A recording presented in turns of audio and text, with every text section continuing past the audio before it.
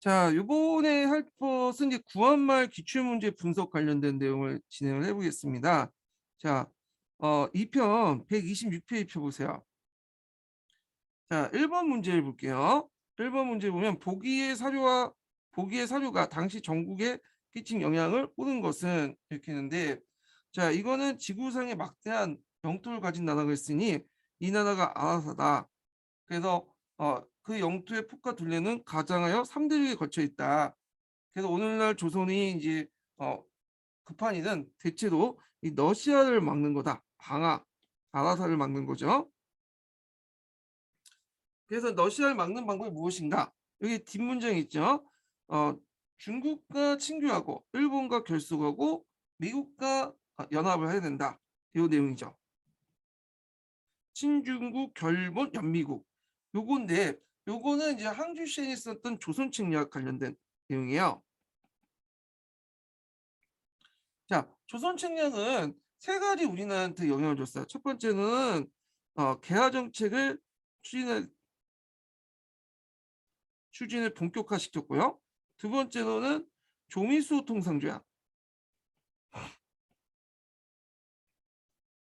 통상조약을 맺게 하고, 세 번째로는 어, 그 당시 이제 그 위전 척사 운동을 격화시키죠. 그래서 이때 위전 척사 운동이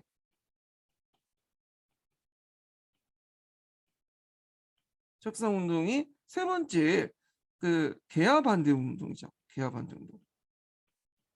그 이만손이나 홍지학 같은 사람들이 이제 주도를 했던 거죠. 그래서 이만손이 영남만이소 올리고 홍지학이 척사 상소 같은 거 올리잖아요. 자, 이렇게 했는데 그러면 답이 이제 4번이죠. 척사 운동을 확대시켰다. 개화 반대 운동 3단계 운동을 확대시켰다. 이렇게 보시면 돼요. 자, 그다음에 2번을 보죠. 보기와 관련된 인물 및 내용에 대한 설명을 받은 것은 이건 앞에서 이제 친중국 결일본 연미국이니까 김홍직 관련된 내용이죠. 김홍직이 조선에서 가져온 항주시의 조선 책략이고, 조선 책략 관련된 내용이죠. 그 다음에 이제 니은은 양이 침범, 비전 직하, 중화 매국 이런 것들에 척합이 관련된 내용이죠. 이건 항주시행이라고 했죠. 김홍직이 가져온 항주시행 김홍직 조선 책략 내용이니까. 그 다음에 세 번째는 이제 뭐냐면 천자는 무디에서 추대되어 이루어진 것이다. 대중이 밀면 이루어지고 대중이 밀지 않으면 이루어지지 않는다. 이건 정약용의 탕론에 관련된 내용이야.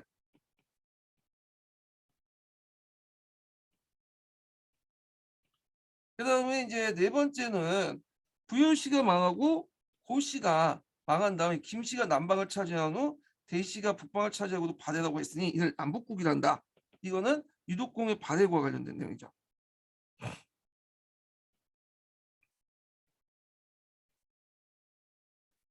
자, 여기 보면 이제 1번은 먼저 보면 김홍지의 친러파 형성인데, 김홍직이 이제 조선 책략을 가지고 왔잖아요. 근데 친러파 형성하고는 맞지 않죠. 여기 보면 러시아를 견제하자고 했으니까 친러파가 될 수가 없죠. 그 다음에 두 번째는 대원군이 있는데, 자, 중국 간섭 배제. 자, 여기 내용을 보시면 알겠지만 척함의 내용은 신민양요하고 방민양요를 통해서 서양생을 물리치고 나서 전국 각지에 세운 거예요. 그래서 이건 중국 간섭 배제하고 관련이 없고, 주로 이제 중국 간섭하고 배제와 관련된 것은 갑신전변이거든요. 자, 그 다음에 세 번째는 정약용인데, 그 정정제도한 그 자연농민 육성. 정약용이 그걸 주장하긴 했지만 여기 탕론에서 주장한 거는 천자 교체설이에요. 그래서 정정제 경세 육표에 나와 있는 토지제도이기 때문에 맞지가 않아요. 틀렸고. 그래서 네 번째로는 유독공이 이제 한반도 중심 합성한 사관 국뽕. 이건 맞죠? 요거 예전에 한번 기출문이 나왔다고 했죠? 유독공에 받아고 쓸 때, 의 쓸 때 이거 외워갖고 쓰시면 돼요. 자, 그다음 3번을 볼게요. 자, 보기에서 1870년대 초기 개화 사상 형성에 큰 영향을 준 사상을 보시오. 이렇게 있는데 개화파 형성 관련된 내용인데, 일단은 북학 사상이 있고, 그 다음에 문명 개화론, 그 다음에 이제 중체 서역 이렇게 있죠. 네. 여기 강학파가 있는데 강학파는 양명학 관련된 내용이죠.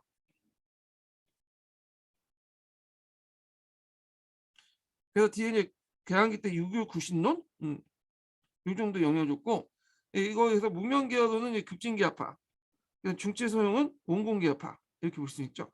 기읒, 니은, 디귿 이렇게 1번이 되겠죠. 답이. 자, 4번 문제 보자. 4번은 다음은 1882년에 변옥이 올린 상소문이다. 자, 이 글을 읽고 당시 개화 논리를 지칭했던 용어와 개화의 목적을 쓰고 최익현의 개화 정책의 경제 추진에서 반대하는 이유를 쓰시오 이렇게 했거든요.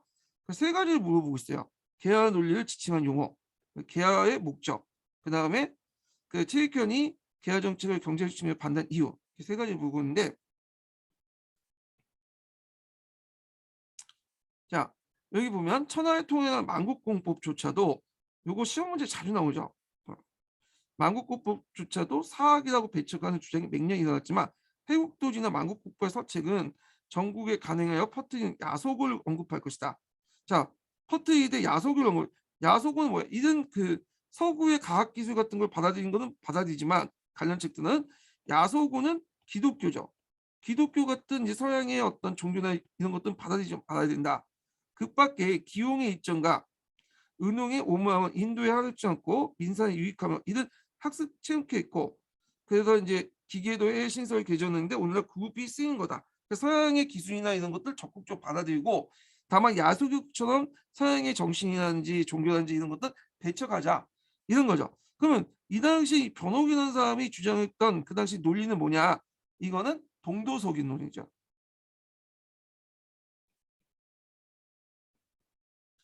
보통 온건개혁파들이 주장했던 논리가 동도석인론이야. 예, 동도석인론. 자, 그리고 있고 그 다음에 개화의 목적이 뭘까요? 개화의 목적은 이제 그 여러 가지 있을 수 있지만 그 당시 19세기 개화사상이 형성되고 서양의 무역 침략에 적하면서 중체 소용론에 입각해서 그다음 서양의 과학 기술과 의학, 농학, 군사 기술 등을 수용해서 조선을 근대화시키고 외세 침략을 혼혈적으로 대비한 거다. 그러니까 조선을 근대화시키고 외세 침략 혼혈적으로 대처하기 위해서 이런 개화를 실시해야 된다. 이런 것을 쓰셔야 되겠죠. 최익현의 개화 정책을 경쟁 측면에서 쓰시오. 최익현이 그 당시 개항할 때 오후 불가소론을 내셨어요.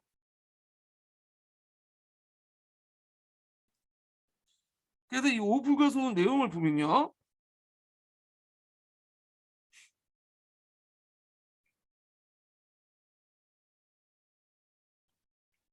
자, 정치적으로는 일본의 침략이 국가 자주성이 손상될 수 있다.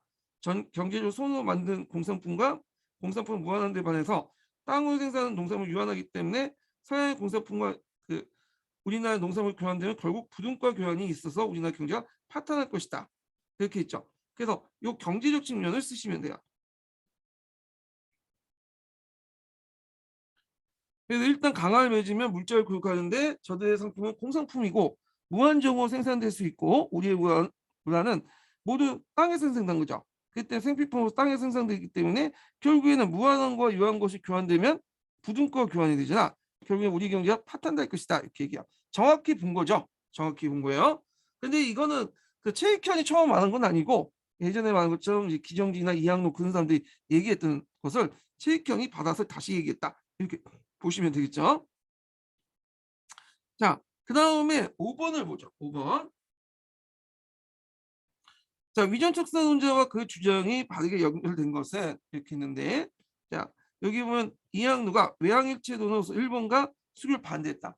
자, 이 외항일체론을 주장한 것은 이항로가 아니라 최익현이에요. 최익현. 최익현은 이제 강화도 조약 맺을 때 고종이 일본과 서양은 다르다. 예전에 일본과 통상이 연장해서 많으니까 그 당시 이제 최익현이 반발해서 일본은 예전에 일본과 다르다. 그래서 예전에 이미 메이지 유신을 통해서 서양 문명을 수용했기 때문에 일본도 서양이 하나다라고 주장하죠. 외양일체론을 주장해요. 그럼 이항도는 이제 초창기 때 위전척사 운동으로서 그다음 통상 반대 운동을 주장했던 사람이죠. 그래서 약물 같은 것들, 약물 양화 같은 것들을 받아들이지 말자. 뭐 이렇게 주장했던 사람이고요. 자, 그 다음에 2번을 볼게요. 자, 최익현은 조선 책략을 비판하면서 영남 만유설 주도했다. 자, 이거는 이제 누구냐면 이만손이죠. 이만손. 명남 만이솔 주도원. 그다음 3번은 홍제학은 통일규모 확보나 오이제 부활을 주장했다. 예, 맞죠? 그래갖고 이제 홍제학은 그 당시 이만손과 같이 활동했던 사람인데 그 사람 망원 척사소를 올려요. 그래서 고종이 친정되면서 서양의 문물과 양학이 만연해서 종무와 사지 위기에 빠진다. 고종을 비판하고 개혁기구인 통일기무함 확파와 오이제 부활을 주장을 하게 되죠. 그래서 너무 이게 대놓고 비판을 했기 때문에 고종이 이걸 보고 너무 열받아서 이제 홍제를 잡아다가 거열형에 처하게 되죠. 예. 말을 해도 좀 돌려서 얘기를 해야 되는데 너무 직설적으로 얘기한 거야, 이 사람은. 자, 그 다음에 4번을 보면 이만손이 이제 병익 양육 때 약물 양화 배척 운동을 했다.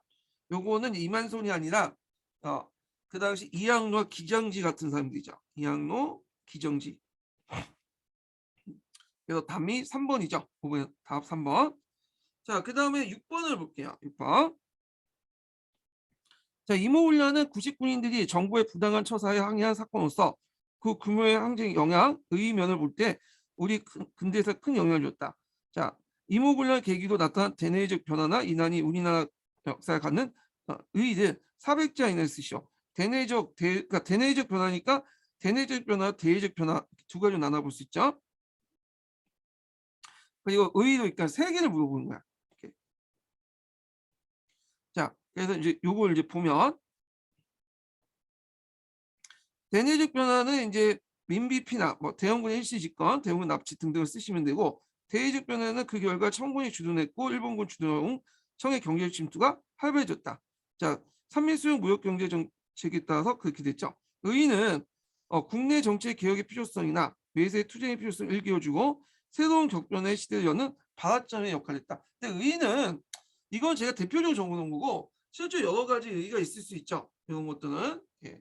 그래서 하여튼 이렇게 있다는 거 이렇게 보시면 되고 공부하실 때 이모군란의 어떤 영향, 대내적 영향을 좀 공부를 해주시는 게 좋을 것 같아요. 자, 2번을 볼게요.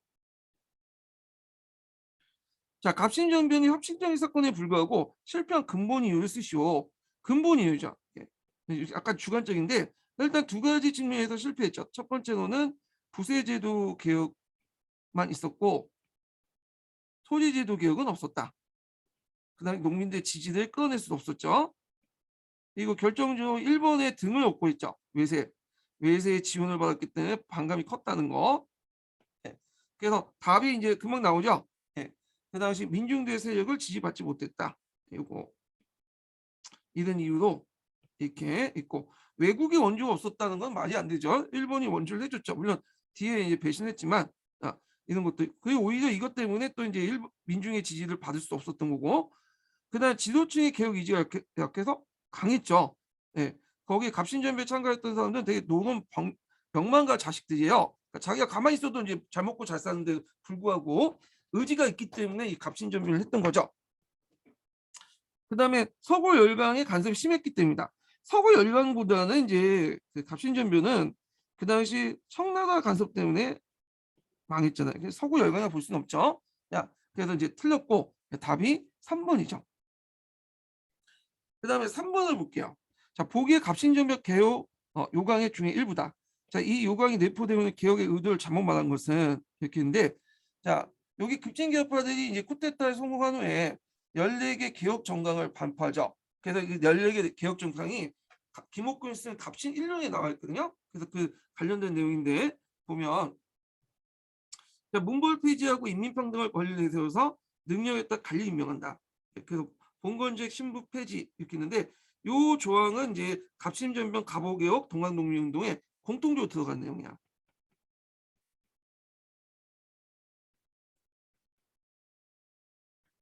자, 그다음에 지적법을 개혁해서 관리의 부정을 막고 백성을 보호하고 국가재정을 널리한다. 자, 이건 토지세 개혁이죠. 예. 그래서 이 지적법은 일본의 개혁 메이지 유신이 영향을 받았죠. 일본에서 그 당시 이제 다카 국가가 아니라 국가 다카가 아니라 그 생산량 기준화한 게 아니라 지적법 직간을 기준화한 거잖아요. 집값 3%를 받는 건데 요게 영향을 받은 거야. 그래서 토지세 개혁이었다. 이런 것도 의미가 있고 그렇지만 이 결정적으로 이게 없었죠. 그 당시 이제 토지 어떤 그 소유제 토지 제도 개혁은 없었다. 부세제도만 개혁이 있었고 토지제도 개혁 자체는 없었다. 그다음에 그 해상공고를 확보한다. 자, 해상공고 확보는 이제 그 당시 해상공고는 1883년에 보부상의 특권을 보장해서 만든 정부의 상해사야. 정부가 만든 상해사인데 그 당시 보부상들은 정부의 일을 도와주는 대가로 생활필수품에 대한 독점 판매권을 얻게 되거든요. 그런데 이 계약파들은 이걸 별로 안 좋아했어. 자유경쟁의 논리를 내세웠기 때문에 그래갖고 이런 것들을 폐지를 주장하면서 그 당시 보부상과 연결돼 있는 민비 수급파세들을 뭐냐면 그러니까 보부상들이 이제 민비 수급파세들의 앞잡이 역할을 하니까 그걸 차단하려고 했죠. 그러니까 자유상업 활동을 보장했고요. 그러니까 니을 보면 대신과 참찬이 매일 학문 내에서 의정부에 모여 정령의 의견을 반포한다. 입헌군주제 실시 이건 아니죠. 입헌군주제를 지향한 거죠. 예전에 말한 것처럼 이건 실시가 아니라 지향이야. 자, 입헌군주제를 실시하려면 적어도 이제 법원 관련된 그 헌법이라든지 그다음 의회 같은 것도 있어야 되는데 이런 것들 내걸지 않았잖아요. 그래서 이거는 그냥 입헌군주제 실시보다는 지향의 의미가 맞다. 예. 그래서 이제 종전의 전제군주제에서 입헌군주제를 지향하고자 했다. 이렇게 보시면 되겠죠. 자, 4번을 보자. 다음에 주어진 문장을 읽고 밑줄친 부분에 관련되어 물음에 답하시오. 이렇게 했거든요. 자, 19세기 후반 조선사회는 봉건조 모순의 극복과 자주권의 수호, 근대화 과제를 안고 있었다. 갑신전변은 개화파 인사들이 개화당 정부를 수립한 후에 급속한 근대 국가를 수립하고자 일으켰던 반봉건 근대화 운동이었다. 이렇게 했죠. 자, 갑신전변은 반봉건적 성격이 강했죠. 근데 이제 아쉽게도 반외세적인 성격은 없어요. 그러나 개화당은 민중적 세력 기반이 약했고 청의 무력간섭 개혁 실패했다. 반면 동학농민 등은 민중적 기반을 바탕으로 해서 반봉건 반침략적 성격이 있다. 그래서 반봉건적도 있고 반외세적 성격도 동시에 있죠. 그리고 위로부터의 개혁운동이 아니라 아래로부터의 흐름이죠. 자, 그렇지만 근대화에 대한 구체적 방안을 제시하지 못한 한계도 있다. 이렇게 했죠. 그래서 그 당시 이제 갑신전변과 동학농민운동은 이제 이렇게 비교를 한 내용인데 보면 밑줄친 일본의 반봉건 운동을 외교적 측면, 정치적 측면, 사회개혁적 측면에서 나눠서 설명하시오. 각각 이제 그래서 세 가지 나눠서 이제 설명을 하시면 되겠죠. 제한된 형식으로 물어보는 거니까. 그래서 이제 여기 보면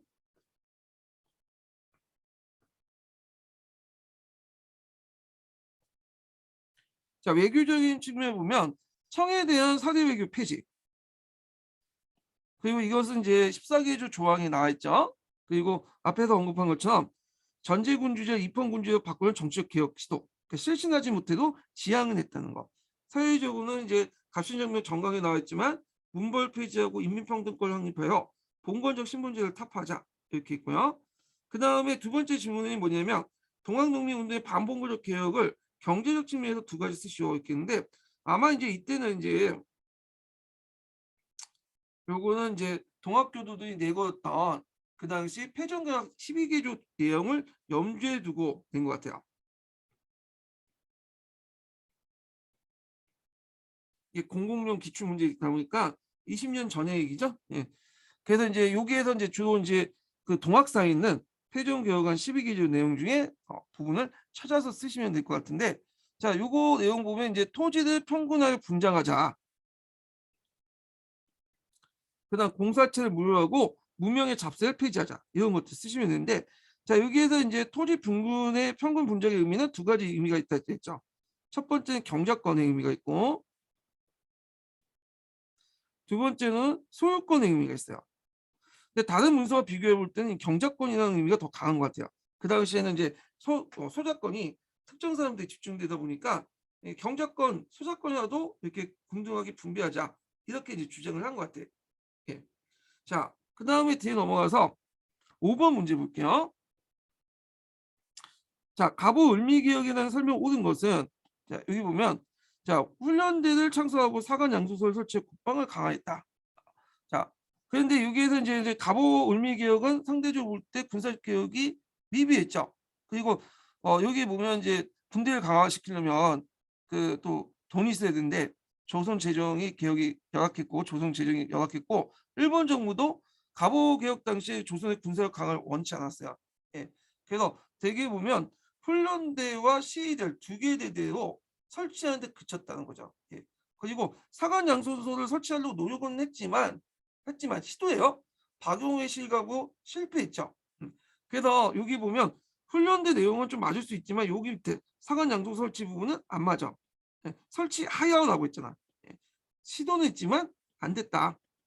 박용호가 나름대로 이걸 하려고 했지만 박용호가 예전에 말한 것처럼 쿠데타를 한다는 소문 때문에 실각을 했죠. 그래서 이제 실패하고 말았고요. 틀렸고 그 다음에 2번 뭐 일본의 강요에서 착수됐으며 전혀 근대적 개혁이 아니었다. 일본의 강요에서 시작됐지만 근대적 개혁은 맞죠. 전혀 가는 건 아니죠. 물론 일본의 어떤 정치적 의도는 있어요. 그렇지만 나름대로 근대적 개혁이었다. 이건 다 인정하고 있죠. 자, 그 다음에 세 번째는 재정은 탁재부에서 가능하고 맞고 그다음 은본위화폐 제도를 채택했다. 맞죠? 예. 그래서 이제 1차 개혁 때 그 당시 그 여러 재정적 기능들을 다 탁집으로 가능하죠. 물론 그때는 탁재 아문이었다가 나중에 탁주로 이름을 바뀌죠. 그 다음에 또 은본위 제도를 실시해요. 일본에 맞춰서 일본점의 원안을 지출해서 은본위 제도를 실시했다. 그래서 그 이단의 신식화폐 발행 장전을 공포하죠.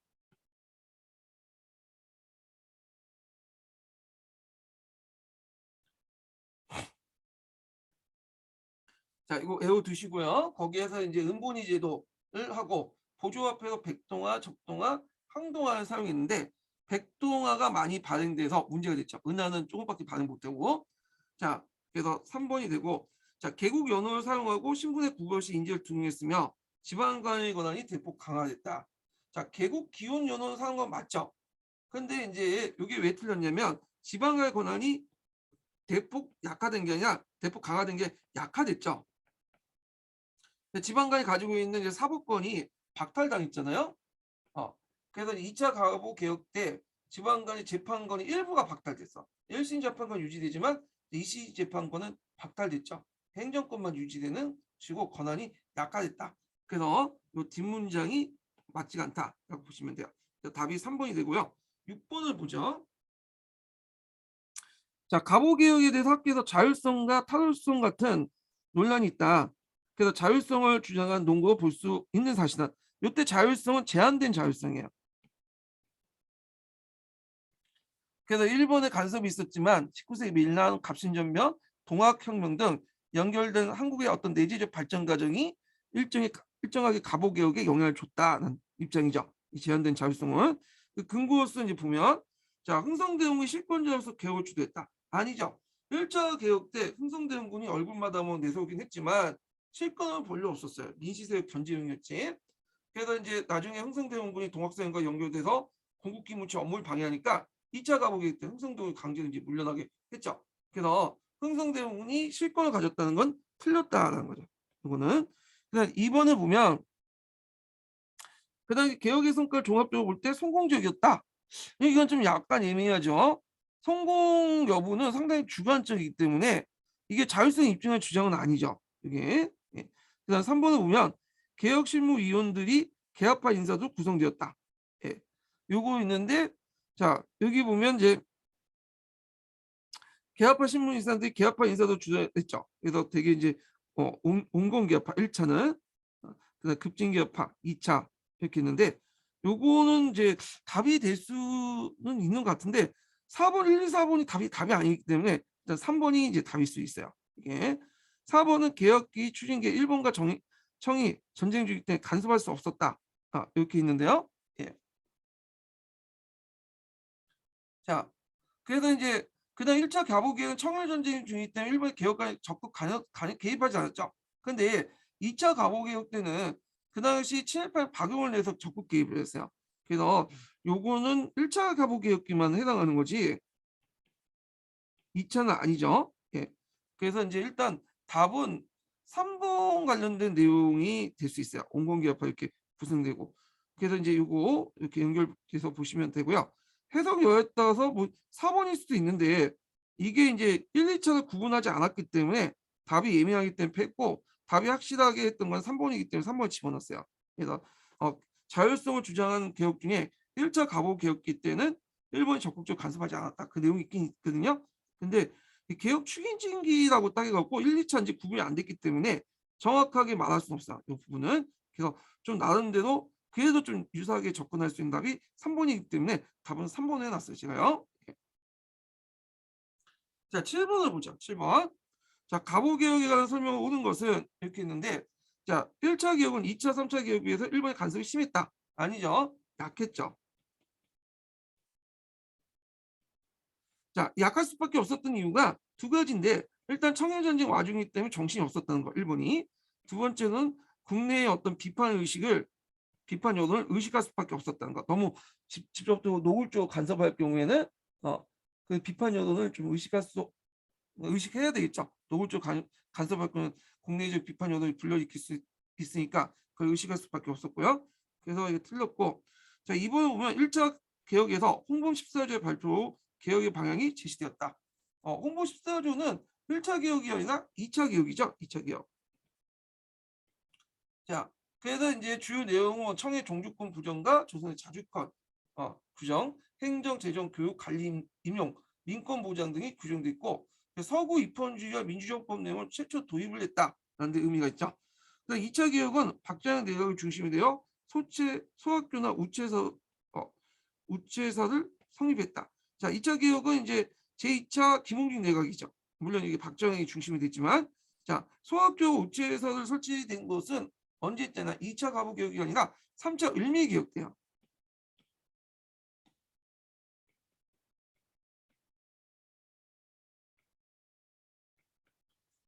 자, 그래서 이렇게 했고 그래서 이제 을미 개혁 시기 때 소학교 영어를 반포해서 8월 초에 서울에 4개 소학교가 설립됐죠. 다만 이제 2차 개혁 때는 그 당시 이제 소학교를 만들기 위해서는 이제 교사가 필요하잖아요. 그래서 소학교 교사들 양성할 목적으로 한성 사범학교를 만들었죠. 여기에. 그다음 3차 개혁은 김홍진 내각을 중심으로 단발령 반행. 그다음에 그 타협력 사용을 추진했다. 맞죠? 을미 개혁. 그때 이제 김홍진 내각은 어떤 거냐? 제4차 김홍진 내각이죠. 을미사변 후에 만들었던 제4차 김홍진 내각 이렇게 보시면 돼요. 답이 4번이 되고요. 자, 8번을 볼게요. 자, 보기 개혁안에 나타날 수 있는 공통점은 자, 갑신전변 열사개조 개혁요가, 동학농민군 패전개혁 12개조, 홍보 14조. 이거는 갑오개혁 2차 개혁과 관련된 내용이죠. 여기 공통점, 갑신전변, 동학농민운동, 홍보 24조, 갑오개혁 공통점은 앞에서 얘기한 것처럼 그런 그 관리 임용제도 개선이 다 있어요. 문벌 폐지하고 인민평등권에 따라 평등하게 능력에 따라서 인재를 선발하는 그런 내용이 들어가 있다. 이렇게 보시면 되고요. 자, 그러면 하나하나 보면 지방제도 개정은 어디에 있냐면 홍보 14조에만 있어. 그래서 홍보 14조 10조에 보면 지방제도를 개정하여 지방관리의 직권을 제한한다. 그래서 이걸 바탕으로 해갖고 그 당시 이제 소지역주를 채택해서 23부 일본식 그 제도죠. 23부와 그 다음에 337군으로 했죠. 부와 군도 행정단위를 이렇게 두 개로 나눠서 했다. 도단위를 폐지하고 자 그런 것도 있고 그다음 경찰제도는 그 1차 갑오개혁이 있어요. 1차 갑오개혁.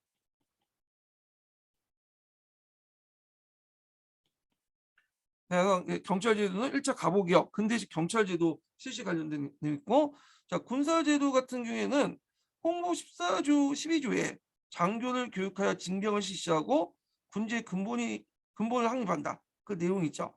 그래서 이제 관련된 내용이 있고 그 다음에 이제 이런데 이에 반해서 이제 동학농민과 갑신전변에는 그런 내용이 없어요. 예. 그래서 있고 그 다음에 이런 것들 좀 기억을 해두고 관리 임용제도는 다 개선돼 있죠. 갑신전변 14교조는 문벌 폐지 내용이 있고 능력에 따라 인재 등용. 동학농민 패전개혁은 관리 채용에서 집을 타파하고 인재를 등용한다. 홍보 14조 내용에도 문본을 가리지 않고 인재 등용의 길을 넓혔다. 그래서 이 세 가지 내용이 다 포함되어 있어요. 예. 자, 그 다음에 9번 문제를 보자. 9번 문제. 자, 이 동학농민운동의 단계와 관련된 내용이죠.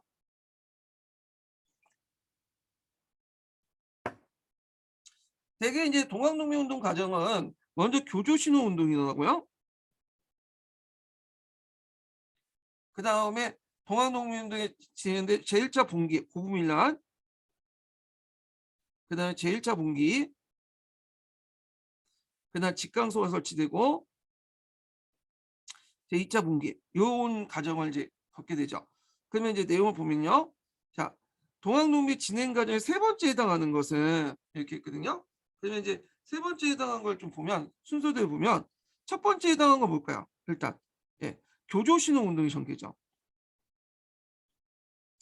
그래서 이제 교조신호운동이 전개해갖고 이때 이제 보훈집회나 이런 데 참여하잖아요. 예. 그래서 있고 이게 첫 번째고, 그다음 두 번째에 해당한 것은 뭐냐면 청액 양칭에, 그러니까 이게 교조신호운동인데 이게 잘못 맞네. 교조신호운동을 전개하다가 나중에 그 안에서 보훈집회가 행해지죠. 그래서 보훈집회에 내걸었던 것이 청액 양창이야.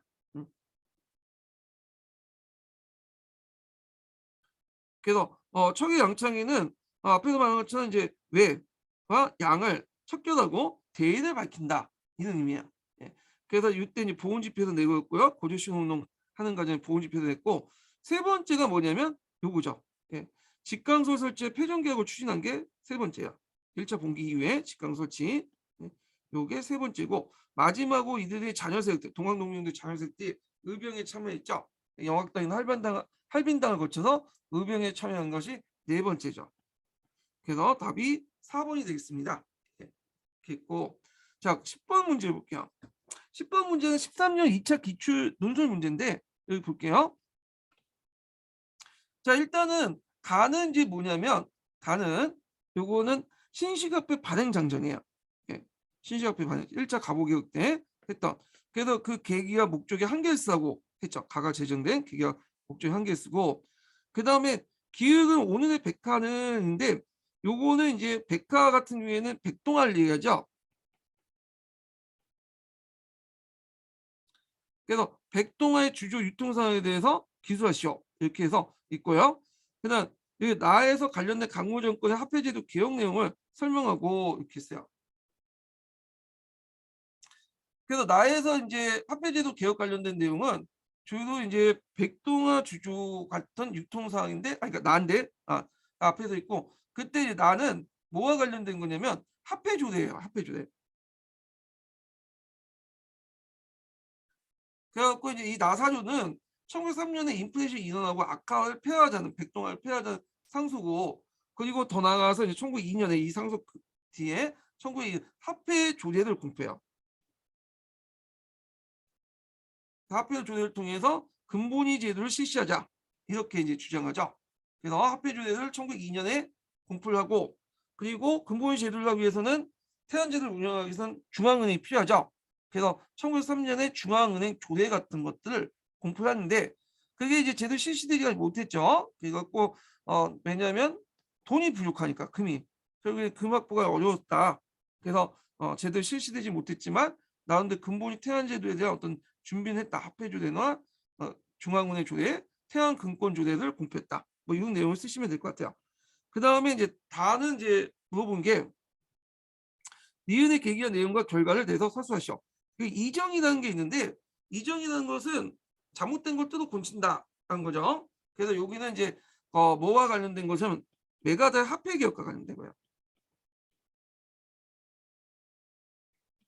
메가다 화폐 개혁 관련된 내용들을 적으시면 될 것 같아요. 여기는. 그래서 제가 다 하지 못하니까 그 답안 참고를 참조를 하세요. 제가 여기다 적어놨거든요.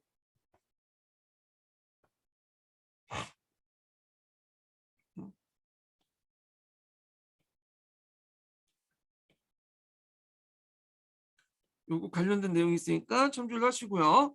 자, 그 다음에 11번 문제 보죠. 11번 문제.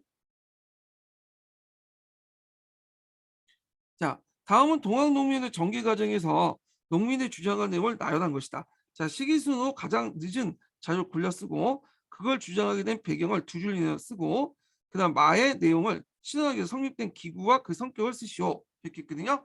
자, 이걸 이제 순서대로 한번 보면 첫 번째가 뭐냐면 다죠.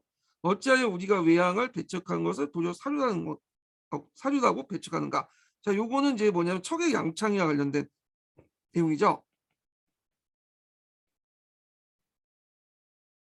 그래서 이거는 이제 그 당시 뭐와 관련된 보훈 집회에서 했던 내용이야. 보훈 집회. 이게 첫 번째고요. 그다음에 두 번째가 이제 뭐냐면 어, 군대를 몰고 서울로 들어가 건세와 귀족을 모두 멸하냐. 이거는 이제 뭐냐 고국민란 당시에 사발통곡 내용이죠. 그래갖고 이 사발통곡 내용에서 볼 수 있듯이 단순히 여기에서 고부에서만 끝나는 게 아니라 그다음 전라도나 전국 각종 그거를 확대시키려고 했다. 그런 걸 이제 볼 수가 있죠. 자, 그 다음에 이제 세 번째로 볼 것이 뭐냐면 군역과 항곡 전세 3정을 통편에 위해서 준할 것 이렇게 있는데 자 요거는 이제 뭐와 관련된 내용이냐면 전주 활약과 관련된 내용이에요. 예.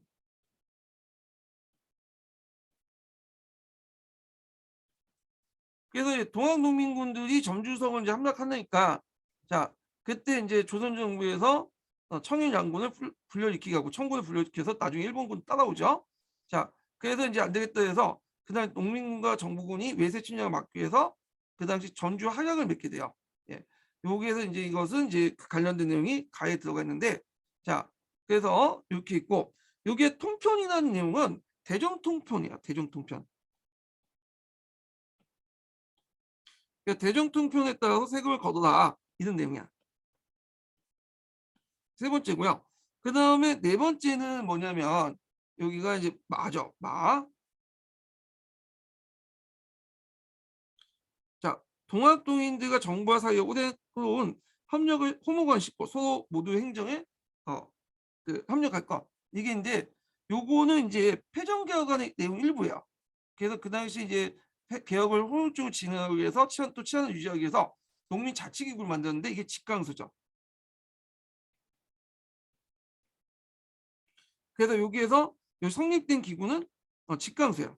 예, 직강소고 직강소는 그 성격은 농민 자치 기구적 성격을 갖고 있다. 직강소 이렇게 보시면 될 것 같고요.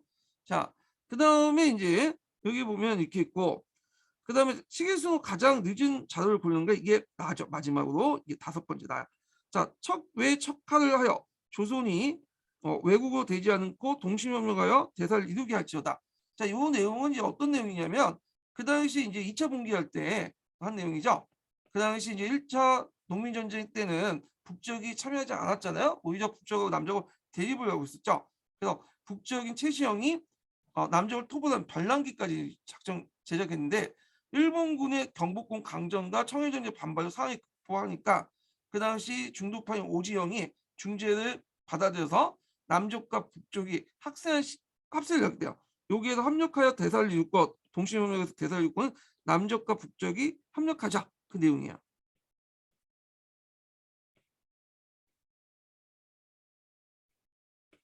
자, 그래서 이렇게 있고 그래서 이제 여기에 보면 그와 같은 주장을 배경 아까 말한 것처럼 이제 일본이 병력을 동원해서 건국권을 점령하고 청일 전쟁이 발발하게 되니까 이애들 발발하는 이제 뭐냐면 그 조선 정부가 장악되니까 이제 조선을 장악하려고 하니까 그에 대한 어떤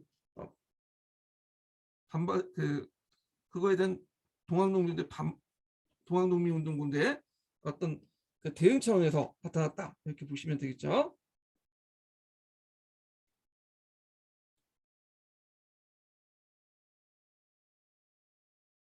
발발인데 거기 오타가 있는 것 같아요. 예, 반발 이렇게 되는데 좀 수정해 주시고요. 3편 내용이 좀 잘못된 것 같아요. 오타가 있어요. 자, 그 다음에 이제 13번 문제 볼게요. 13번 문제가 아니라 11번 문제니까 12번 문제네요. 예, 12번 문제 보죠. 자, 여기 보면 이제 동학 농민운동 요구사항 관련된 내용인데요. 예. 자, 여기 보면 이제 이 관련된 요구사항들은 국편위에 있는 자료에 있는 내용인데 주로 누가 기록을 했냐면 동학농민운동군을 진압을 했던 그 당시 일본이나 정부나 그 다음에 그 양반 측의 기록이야. 그래서 보통 우리가 앞에 있는 동학사 같은 내용 있죠. 12기조 패전개혁 시현 내용은 오주영의 동학사에 들어가 있는데 그게 소설책이기 때문에 좀 믿지는 못할 신뢰성이 떨어져요. 그래갖고 최근에는 이렇게 동학교도들이 기록하는 내용이 없으니까 오주영의 동학사 외에는 없으니까 그 당시 이제 농민군이나 농민군을 진압했던 정부나 그 당시 양반이나 일본 측 기록을 많이 인용을 해요. 왜냐하면 얘들이 기록할 때 없는 얘기를 꾸며서 얘기하지는 않을 거 아니에요. 평가 부분은 주관적인 의미가 들어갈 수 있지만 팩트 부분은 왜곡이 있을 수 있지만 사실 자체가 조작된 건 아니기 때문에 이걸 집어넣은 것 같아. 여기를요. 자, 일단은 전운사 관련된 내용을 좀 보죠.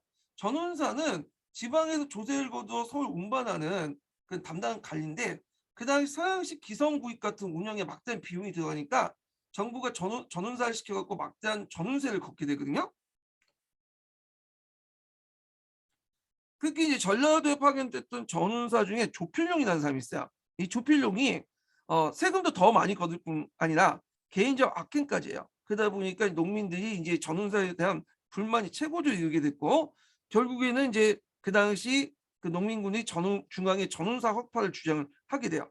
그래서 이런 내용들인데 그래서 요거는 답이 맞죠. 세국 운반을 위한 구입된 기선의 경비를 따로 거뒀다. 원래 이 기선 경비는 정부가 아니라 경강상인들이 내야 돼. 경강상인들이 이제 해야 되는데 이게 증기선이 비싸니까 그다음에 정부하고 유착을 해갖고 국민 세금으로 자신의 기선을 마련하는 과정에서 이런 것도 일어났어요. 예.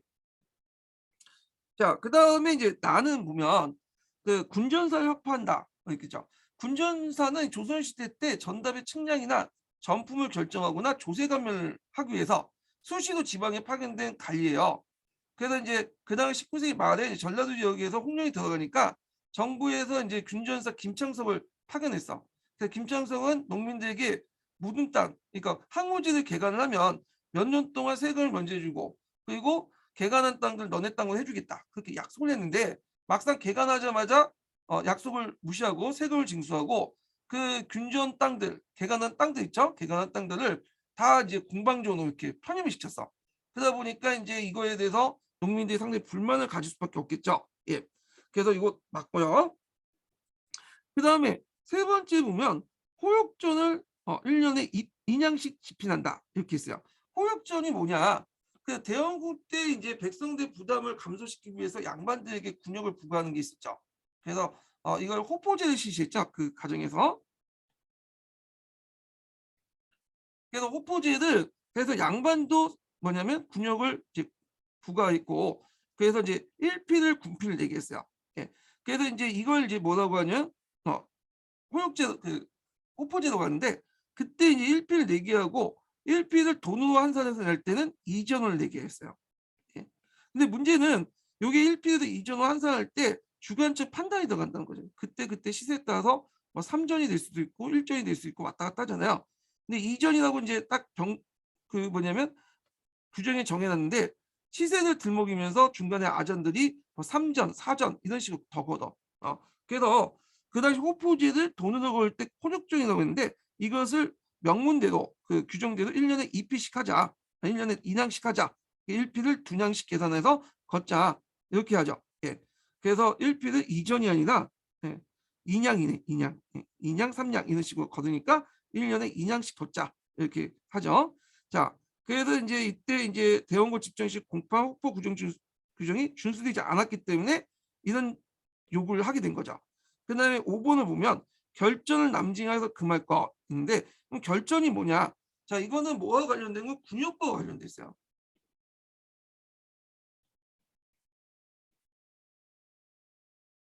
자, 군역법 당시에 그 당시에 1년에 1필을 걷자고 이제 한 거죠. 2필에서. 그래서 모자란 세원은 이제 그 당시 뭐 여러 가지 그걸 걷죠. 뭐 결작을 걷다든지 그다음에 어영성세를 이제 뭐냐면 왕실세금을 어영성세를 돌려갖고 이렇게 군역세금을 포함시키고 등등 했는데 그때 결작은 주로 어디에 걷는 세금이냐면 땅에 걸는 거죠. 1결당. 1개월당 걷는 세금이야. 1개월당 해서 이렇게 이제 걷었는데, 자 이것을 뭐냐면 그 쌀로 납부하지 않고 1개월당 이도 납부하지 않고 돈으로 납부할 때 결전이라고 했어요. 결전. 그러니까 결전은 지세가 아니라 이게 군세야, 군역세야. 예, 군역세. 그래서 이제 요거에 이제 있는데 이런 것도 좀 기억을 해주시고요.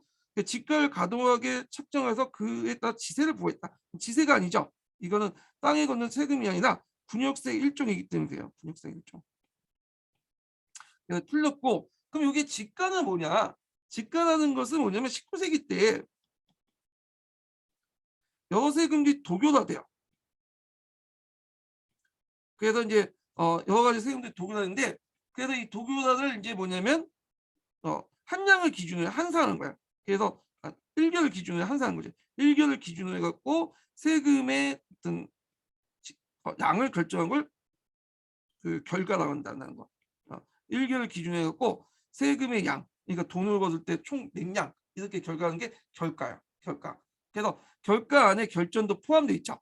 결가에. 그래서 1개월당 걷는 세금을 쌀로 계산하는 게 아니라 돈으로 계산할 때 결가가 나간다. 이렇게 보시면 되고, 결가는 그 안에 그 정결세부터 해서 여기 앞에서 언급한 그런 결전도 포함되어 있는 거죠. 네. 그래서 요거는 맞는데 요거는 틀렸다. 네. 지세를 부과한 게 아니라 이건 군역세를 부과한 거다. 네. 그래서 요거는 좀 다른 거고요. 자, 그래서 틀렸죠. 그 다음에 5번을 보면 보부상의 작폐를 금할까. 그 당시 보부상 집단이 어용상인 집단이 되고 지방장씨를 지배하니까 그거에 대해서 이제 뭐냐면 반대했던 거죠. 그래서 그 보부상 조직들이 이제 전국적인 상권 조직망을 갖고 있잖아요. 정부가 필요할 때 동원되었고 그때 그 특정 상품에 대한 독점 판매권과 여러 가지 편의를 제공받았는데, 그래서 이제 이거에 대한 어떤 반발이 되게 많았어요. 그래서 이런 것들은 이제 뭐냐면 그 보부상의 작폐 금할권은 요구와 관련돼 있다. 이렇게 보시면 될 것 같아요. 그래서 답이 틀린 거는 4번이죠. 자, 그 다음 13번 문제 볼게요. 13번 문제.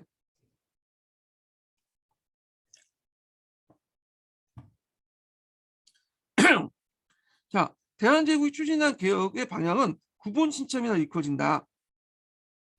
여기에서 구를 뜻하는 게 무엇이냐 이렇게 있죠. 구본 신참이라는 것은 옛 것을 바탕으로 새로운 걸 참조한다는 뜻이잖아요. 예. 그래서 여기에서 구라는 것은 옛 것을 바탕으로 한 거죠. 것을. 그리고 옛 것을 바탕으로 한 건 뭘까요? 이거는 정통적 질서겠죠, 당연히. 예.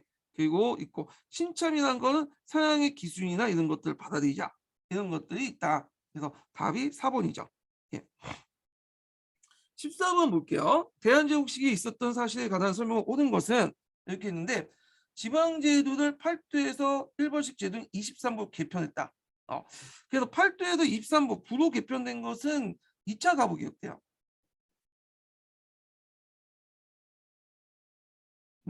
그래갖고 요거 2차 가부되니까 이건 틀리죠. 예. 그리고 이제 2차 가부대 23부를 다시 이제 뭐냐면 13도로 개편됐죠. 요 시기가 이제 강부개혁이라는 것도 어떤 책이 있고 아간파천이라는 것도 있어요. 하여튼 뭐 뒤에 13도를 개편했다는 거고, 그 다음에 이제 너일 간의 베베르 공로각서가 뭐냐면 조인했다. 베베르 공로각서 경성 의정성은 경호공 한국 이전에 아간파천 당시에 이제 뭐냐면 조인한 거죠. 아간파천부터 일본과 러시아 간의 어떤 세력 균형기였잖아요. 그래서 일본과 러시아 간에 맺은 비밀 각서예요. 그래서 일본은 고종의 아간파천과 7년 내각을 인정하고 러시아는 일본 군대의 조선의 계속 주둔을 인정하는, 그래서 러시아도 일본과 같은 군대 주둔권을 동수의 군대 주둔권을 일본한테 인정받았죠. 예. 그래서 이제 이런 내용들로 구성된 것이 베베르 공로각서인데 요거 자체가 독립된 문제가 나올 수가 있겠죠. 요거 암기해 두세요. 예. 자, 그래서 이건 아가파천식이고요. 입헌군주를 지향하는 대한국 국제를 제정했다. 이거 왜 틀렸겠어요? 입헌군주제가 아니라 전제군주제야. 전제군주제. 그래서 틀렸고, 자, 독립협회는 간민공동회를 개최해서 헌의육조를 결의했죠. 예. 그래서 독립협회의 시기가 대개 보면 아가파천에서 강무개혁 시기 여기 딱 중간에 걸려 있잖아요. 예. 그래서 간민공동회를 개최해서 헌의육조를 결의했다. 예. 이렇게 보시면 돼요. 간민공동회 그 뒤에도 또 시험문이 나와요. 자, 15번 문제 볼게요. 자, 다음 보고서가 작성된 당시에 볼 수 있는 내용을 가장 적절한 것은 이렇게 있는데, 자, 외무 대신 제조선 일본국 특명 접근고사에게 보고합니다. 그래서 외무 대신께 제조선 일본국 특명 정권고사가 보고합니다. 그래서 이제 여기 쭉 있는데 올해 2월에 철도 계약을 거의 체결되기 직전에 이뤘다가 외무 대신이 사임하고 쭉 있는데, 여기에 시대적 상을 알 수 있는 것이 뭐냐면 러시아의 저 정도 석탄 조차죠. 예. 러시아가 저 정도 석탄 창고 부지에 조차를 요구하니 터졌고, 독립협회가 이를 배척하는 운동이 벌어졌습니다. 이렇게 있는데, 자, 요거는 이제 몇 년이냐면 1898년이에요. 예. 경부선 여기 철도 개혁도 있죠. 이거 경부선과 관련된 내용인데, 직접적으로 여기에서 볼 수 있는데 요게 1898년 얘기예요. 그래서 이제 여기에서 이제 당시에 볼 수 없었던 모습이니까 1898년 이전을 찾아야 되겠죠. 이전에 그 1898년부터는 볼 수 있는 내용들은 제외시켜야겠죠. 예. 모습이니까 여기 모습이니까 요거 찾아야겠죠. 요거는 제외시키고요. 이전은 제외시키고 여기에 볼 수 있는 사항들을 찾으시면 되겠죠. 1898년부터 쭉 진행된 사항들. 자,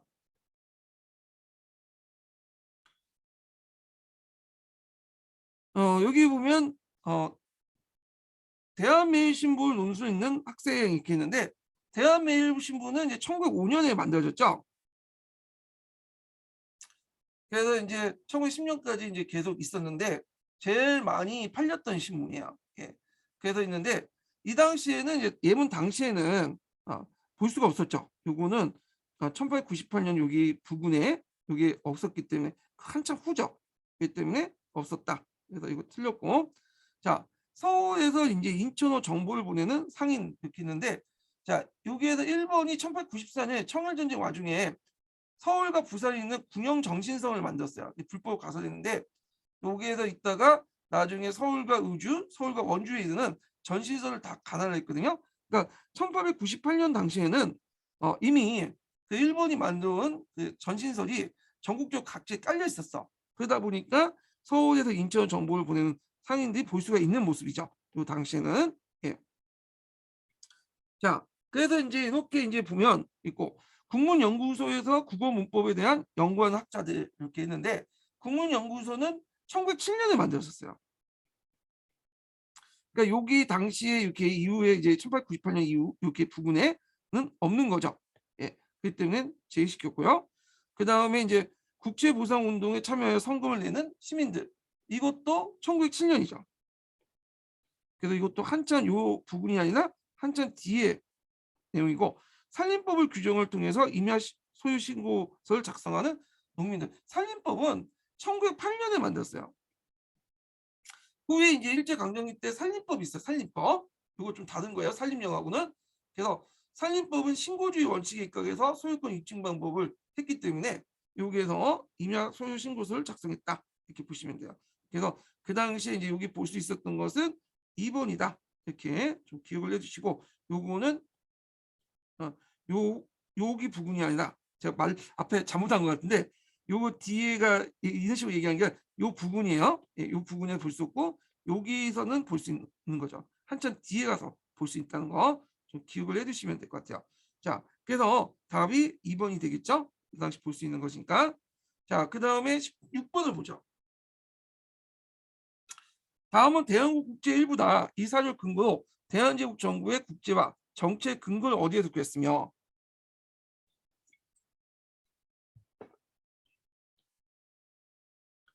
자, 개혁의 추진 방향은 어떻게 설정된가 설명하고 토지와 관련된 개혁 내용의 성과를 쓰시오. 내용과 성과를 쓰시오.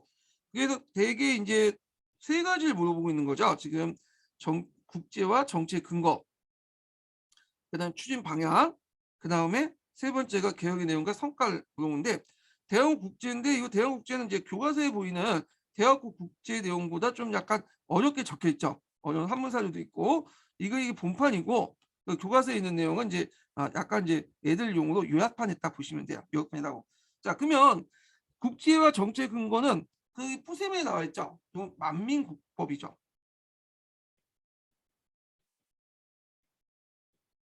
만민공법, 만국공법.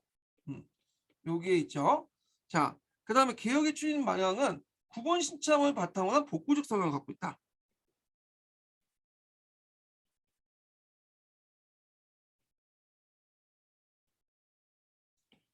그 다음에 개혁의 내용의 성과를 보면 여기에서 토지와 관련된 개혁의 내용 성과가 있어요. 그러니까 토지 제도는 지계와 관련된 거죠. 그래서 양전 사업을 실시했고, 그 다음에 근대적 토지 소유권인 지계를 발급했다. 이렇게 쓰시면 돼요. 네. 자, 그 다음에 17번 문제 볼게요. 17번 문제. 자, 보기에는 의병전쟁에 관련된 연표다. 각 시기에 의병활동에 관한 설명 옳은 것은 이렇게 있는데, 자, 여기에서 이제 보면 1895년에서 이렇게 쭉 1900 이렇게 있죠. 그래서 이렇게 기은, 니은, 디귿, 리을 이렇게 쭉 있는데 그 내용을 볼게요.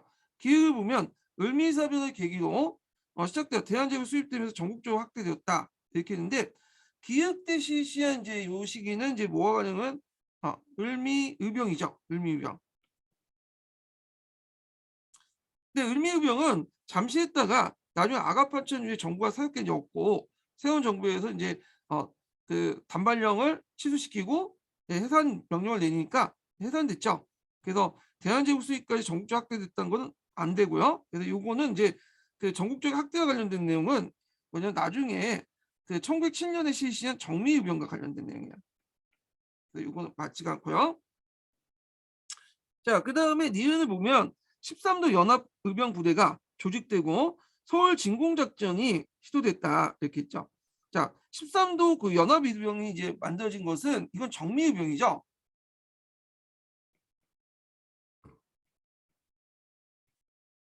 이때 정미의병 때니까 이건 D에 해당하죠. 여기 시기적으로 볼 때.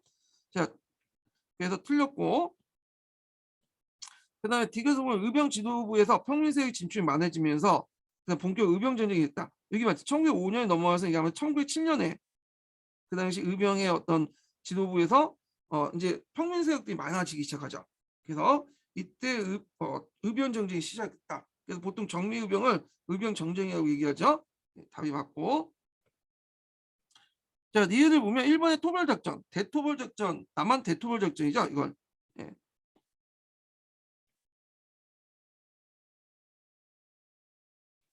자, 남한 대토벌 작전은 만주에서 독립투쟁이 전환됐기 때문에 국내 활동이 전무했다 이렇게 있는데 이거 왜 틀렸을까요?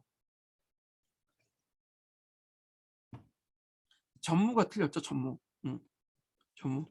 아예 없었다는 게 아니라 거의 없었다. 거의. 그게 정확한 말이야. 여기 1915년에 이제 마지막 의병장이었던 최은웅이 잡혔고 그다음 마지막 그 무장 독립 투쟁 단체 독립의군과가 건거가 됐잖아요. 발각이 됐잖아요. 그래서 최은웅과 독립의군군을 기점으로 해갖고 이제 없었던 거고 여기 시기 때는 뭐냐면 조금이라도 남아 있었어요. 전무가 틀렸다. 그래서 채용이 체포되고 독립의군 조직이 발각되면서 이때 이제 국내 조직적인 의병운동이 종식됐다 이렇게 보시면 돼요. 전무가 아니라 거의 없었다. 이게 정확한 말이죠. 그래서 답이 3번이 되는 거야. 3번이. 그 다음에 18번 문제에 들어갈게요. 18번 문제 들어가기 전에 마지막 인증번호 알려드릴게요. 마지막 인증번호는 11번입니다. 예, 마지막 인증번호는 11번이에요. 자, 다음은 한일 의병전쟁 시기 구분에 관한 간략한 진술이다. 읽고 모음에 답하시오. 이렇게 있거든요. 자, 여기 보면 이제 한말 의병전쟁에서 단계적 발전 과정을 보면 보통 정기의병, 을미의병, 중기의병, 일사병호의병, 후기의병, 정리의병, 전환기의병 이렇게 네 단계로 나누는데 각 그 단계의 의병은 이념, 조직, 활동 측면에서 일정한 차이를 보여주고 있다. 이렇게 있죠. 자, 의병활동 공백기를 보이는 1900에서 1904년에 무적에 그 당시 이제 그 충청도 내포 지역 소백산맥 부근의 전라도 낙동강 동쪽의 경상도 등 각지에서 반봉건 반침략 벌인 무장단체로서 너무 친절하게 알려주더라고. 요즘에 이렇게 안 알려주죠. 자, 대한삼인 논술 13제 이거는 딱 단서가 되죠. 이 한성 신문에 실려 있는 거죠. 그래서 요구 조건을 발표했던 대표적인 이른가 그 단체가 의병전쟁 발전 단계에서 차지하는 의의를 쓰시오 이렇게 있거든요. 자, 여기에서 할빈당이죠. 할빈당. 그래서 한성신문의 대한사민 논설에서 여러 가지 요구 조건을 내걸었죠. 그래서 그 할빈당 세력들은 동학농민인데 자녀세이기 때문에 성격상 반봉건 반외세적 성격을 갖고 있어요. 근데 여기서 물어보는 것은 뭐냐면 의병정제 발전 단계에서 차지하는 비율이잖아. 그래서 이거는 뭐냐면 가도기 의병이라고 하지 보통. 그래갖고 을미의병과 을사의병 사이에 부재를 메꿔줬다. 네. 을미의병이 1905년이고 1895년이고 을사의병이 1905년이잖아요. 10년 동안 이 가도기 시기에 있었어. 긴 공백 시기가 있는데 요걸 메꿔주는 의병이 할빈당이다. 그 할빈당 외에도 그 영학당이 있었죠. 영학당. 자, 전투 조직 향상과 다양한 전술의 활용으로 후기 의병의 전투 향상이 이전과 크게 달라졌다. 자, 이러한 변화가 초된 직접적인 이유를 쓰고 2단계 후기 의병은 이제 정미 의병을 얘기하는 거예요.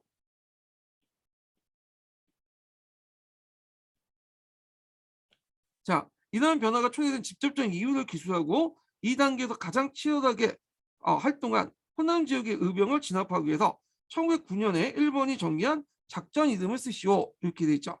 자, 여기에서 이제 후기 의병이 이제 뭐냐면 변화를 초래하게 된 정밀 직접 이유가 뭘까? 두 가지. 후기 의병, 정밀의 배경을 쓰면 되겠죠. 여기 군대 예산이죠. 군대 예산. 자, 군대 예산의 해상 군인들이 가담했기 때문에 무기와 병력이 증가된 거예요. 자, 이런 것들이 이제 뭐냐면 다른 그 전의 의병과 다른 양상을 보이게 되죠. 그리고 요 정미의병 당시에 제일 치열하게 했던 것이 호남 지역 의병이야. 그래서 이걸 탄압하기 위해서 1909년에 일본 애들이 펼쳤던 작전이 남한 대토벌 작전이다.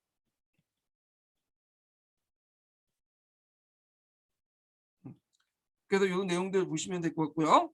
그래서 이제 남한 대토벌 작전에서 그 당시 이제 더 이상 한반도에서 활동하기 어려웠던 이제 의병들이 연해주나 간도 지역으로 이렇게 옮겨가게 되죠. 자, 19번 문제 볼게요. 다음은 어느 단체의 경문이다.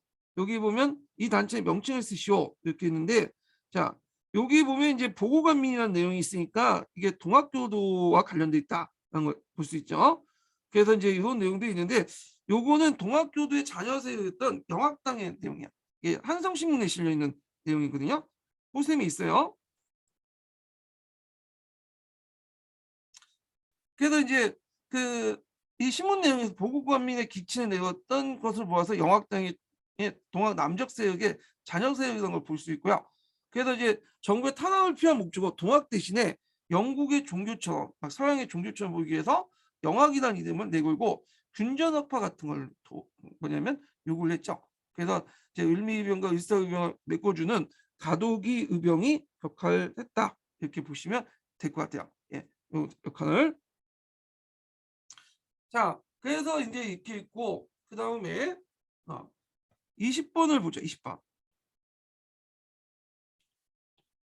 자, 가가 공포할 당시 내각이 추진한 개혁 정책을 두 가지 쓰시고, 그리고 나의 의병의 목적을 쓰고 이들의 의병이 공격했던 천안 대상을 두 가지 쓰시오 이렇게 했거든요. 자, 요 가는 이제 단발령과 관련된 거잖아요. 그래서 단발해라 내가 직접 하니까 단발하니까. 자, 요게 있는데 요때 개혁 정책 을미개혁 쓰시면 되겠죠. 을미개혁은 뭐 여러 가지 있죠. 네.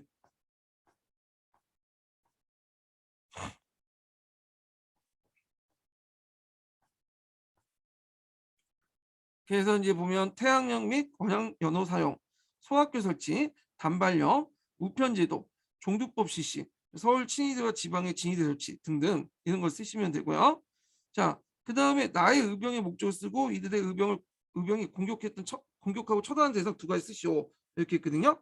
자, 여기에서 이제 나와 관련된 의병들은 을미의병이야, 을미의병.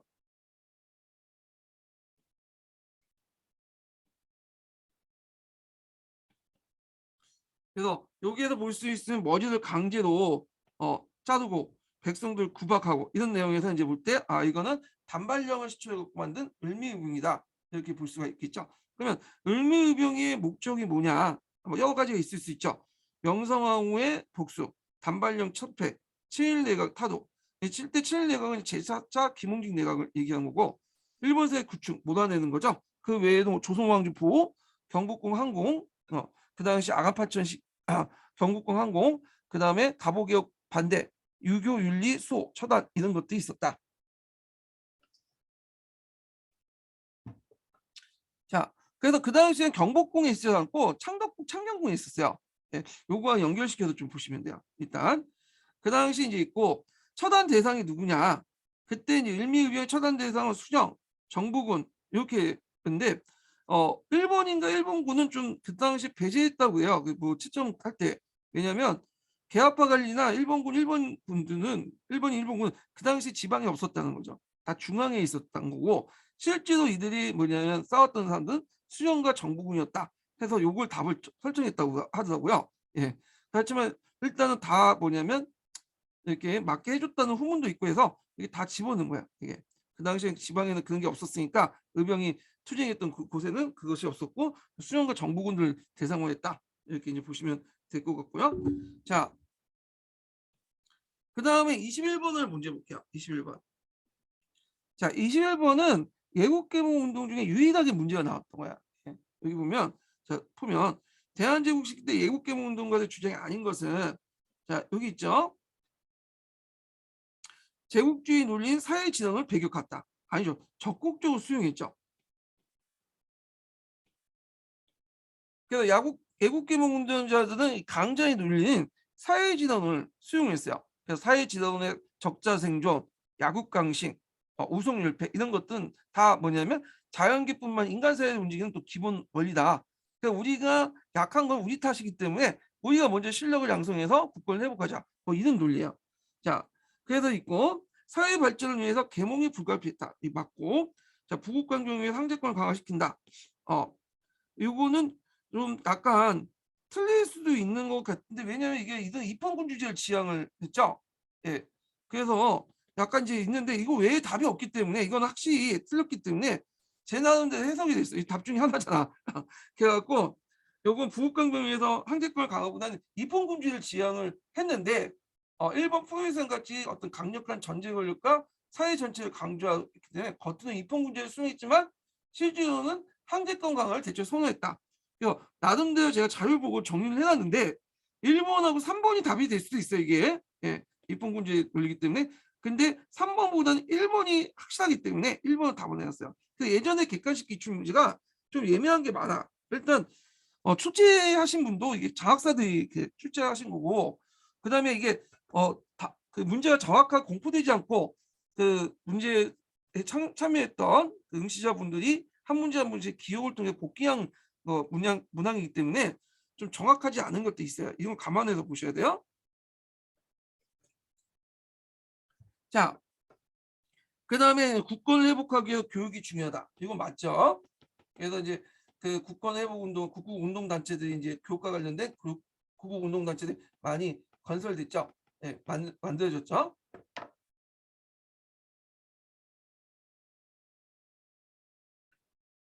자, 그 다음에 이제 22번을 볼게요. 22번. 자, 다음 자료와 관련된 설명으로 적절한 것을 보는 것은 여기인데, 이건 울릉도 울산 관련된, 울릉도 독도 관련된 사료인데, 이거는 대한제국 시기 때 그 당시 공포한 거죠. 대한제국 칙령 41호를 얘기해요.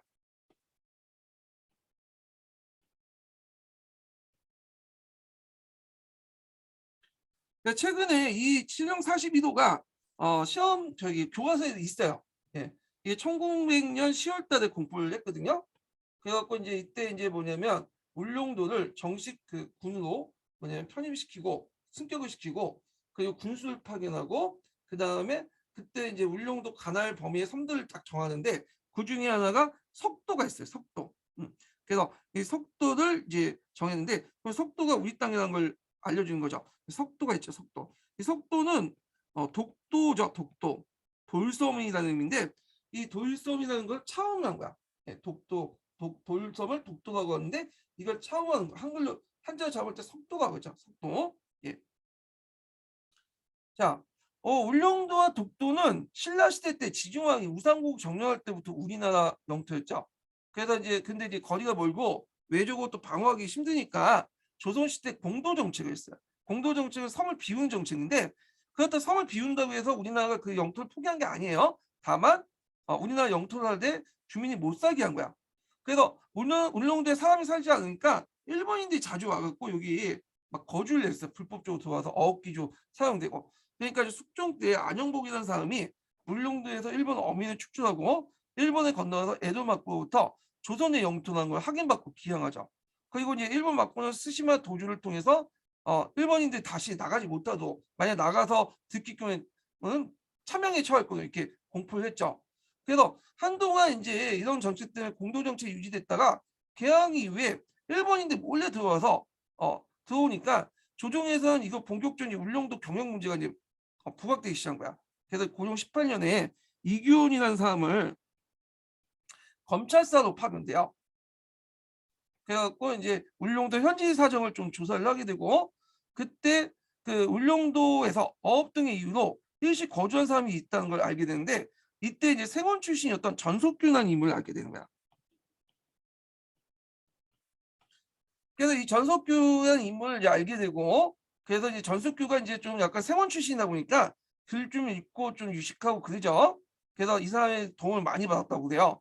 그래갖고 이모군란 이제 수습한 후에 1882년에 홍순봉이라는 사람이 건의를 받았고 울릉도에 거주하고 있는 그 사람들에게 세금을 면제고 울릉도 거주민 중에 도장을 임명해서 울릉도를 차치적으로 운영할 걸 건의했죠. 그러니까 고종은 홍순봉의 건의를 받았고 최초의 도장을 누구를 임명하냐면 이때 전국 관료를 도와줬던 이규훈을 도와줬던 이 전석규를 도장으로 임명해요.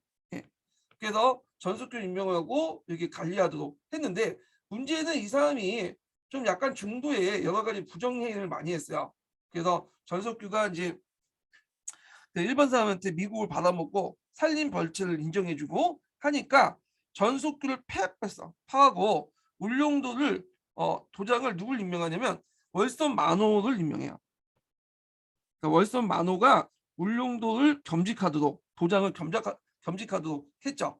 그래서 월성 만호가 이제 월성 지역뿐만 아니라 울릉도도 가난하도록 이렇게 했던 거죠. 그리고 고종 31년 갑오개혁 때 울릉도의 공도 정책을 공식적으로 폐기하고요.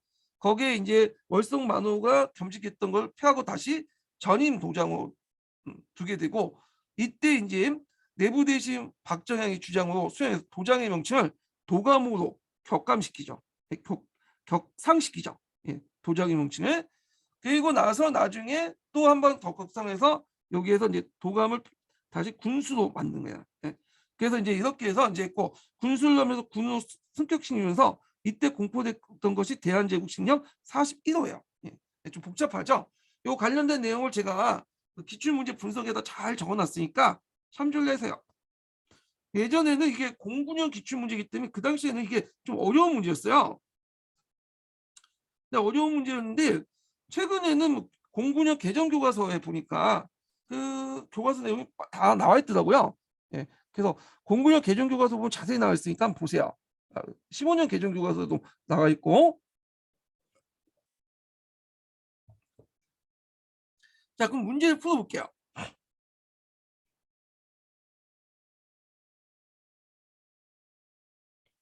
자, 명목상 지방간에 편입됐을 뿐 울도는 그 당시 도감은 울릉도민에 임명된 자치적 성격을 변함이 없었다. 틀렸죠? 예.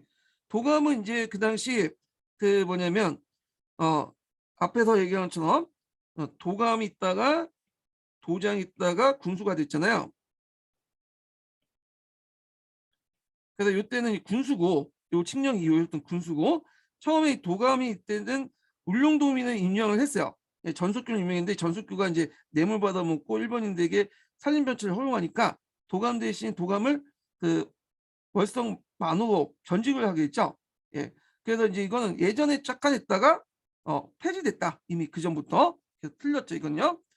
그 다음에 이제 이 그 대한제국 칙령 41호는 간보를 통해 반포돼서 시행되는데 이는 속도가 대한제국 영토임을 칙령을 통해 제약했다. 맞죠? 속도는 독도죠. 그래서 맞고. 자, 그 다음에 이제 여기 울릉도 시찰위원장 우영종이 간제 개편 건의를 받아들였다. 그래서 이제 그 당시 우영종이 그다음에 도감 대신에 설군을 하자. 군을 설치해서 거기에 군수를 파견하자.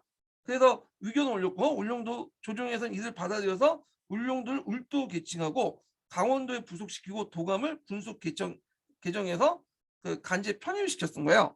그래서 이거 맞고, 그다음 석도는 돌섬이란 방어 한역항으로 차음하면 독도가 된다. 이거 맞죠? 그래서 니은 디귿 니을, 그래서 돌섬이란 방언을 한역항으로서 그래서 이걸 차음하면 독도가 되는 거죠. 독도. 그래서 요거 니은 디귿 니을 답이 5번이 되겠죠? 5번.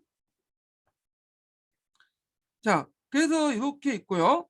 요 뒤에 이제 24번부터는 이제 여기 23번이죠? 23번이나 23번. 23번 볼게요. 자, 다음 내용을 결의한 지폐의 명칭을 쓰고 가에 들어갈 말을 쓰시오. 이렇게 했거든요. 자, 요 지폐는 이제 뭐냐면 그 이 자체가 이제 헌의육조죠. 헌의육조. 근데 약간 헌의육조인데 우리가 보는 헌의육조가 좀 낯설죠.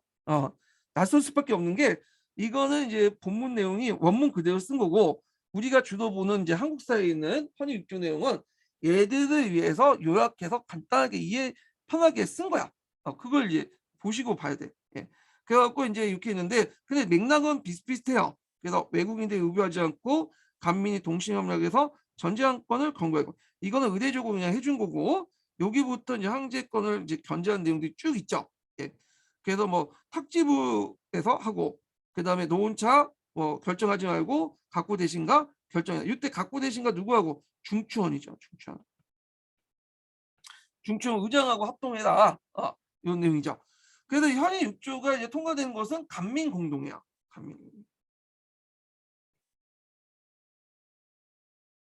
그래서 이때 뭐 간민공동에 맞니 만민공동에 맞니 말이 많았는데 정확한 명칭을 쓰실 필요는 있죠. 그래서 원래는 이 간민공동에 만민공동에서 간을 초빙해갖고 같이 하면 간민공동회가 되는 거예요. 그러니까 이게 만민공동회가 큰 개념이고 간민공동회가 작은 개념인데 여기는 정확한 명칭이 필요하니까 간민공동회 쓰셔야 될 것 같아요. 예를 들어서 뭐 목민신설 쓰다고 하는데 뭐 여유당 전술 썼다. 맞긴 맞죠.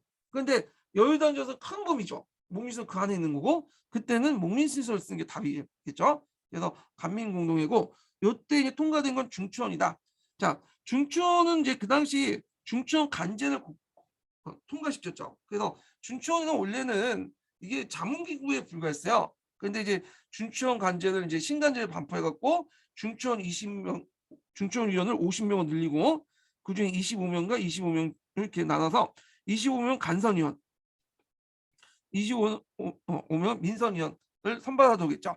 민선위원들은 대부분 이제 독립협회에 있는 사람들이 이제 추천해가지고 이렇게 하는 거고, 그래서 이제 거의 입법권을 갖고 있는 거야. 법률의 침령의 제정과 폐지 등 사실상 입법권을 가지고 있었다.